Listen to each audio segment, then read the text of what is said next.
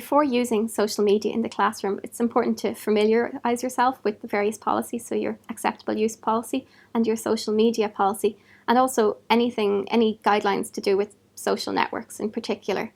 And then you need to get the support of your school management, even if you think that your intended use complies with school policy. First, meet with your principal and maybe explain how you intend to use the social media account and how you will manage the account and any associated risks. It also might be a good idea to show how the use of social media will benefit student learning. It's really important to get your principal's support before taking any further steps. It's also important to inform parents about your intended use of social media and to give particular details on the service that you will use and how the students will use it. You should be prepared for some parents to have some concerns about their child using social media or with regard to age restrictions. And for this reason, it's important to have your principal's support. So when you're contacting parents, you need to explain that the fact that the children are using social media in school does not imply that they should automatically have permission to use social media in the home.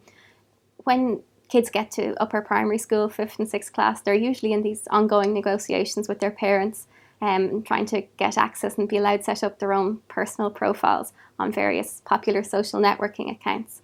And they might try to use the fact that you might be using social media in school as leverage to be allowed to use it at home. The thing is, it's very different, using social media in a moderated and safe setting such as a classroom compared with using it in one's own bedroom.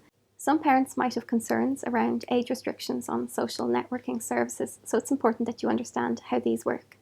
Now, the reason companies have these age restrictions is nothing to do with them being worried about kids being bullied online or coming across harmful content. It's because it would be a major administrative headache for them to allow young users on the site, because by law, these companies aren't allowed to collect personal data and store personal data about kids without getting parental consent. If you're a teacher who's planning to use maybe one of these services in the classroom, you shouldn't allow the students to set up their own personal accounts. Rather, it'd be better to have one class account that you manage yourself. If you plan to post photos of students or their work on social media, it's important that you have parental consent. You need to get parental consent because some parents won't be happy for pictures of their children to appear online or on social media accounts. And this is for various reasons, sometimes including child protection issues.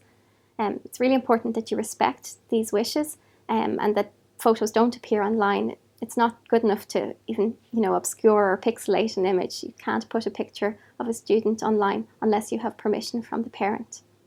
At the start of the year, many schools get consent from parents to have pictures of the students up on the school website.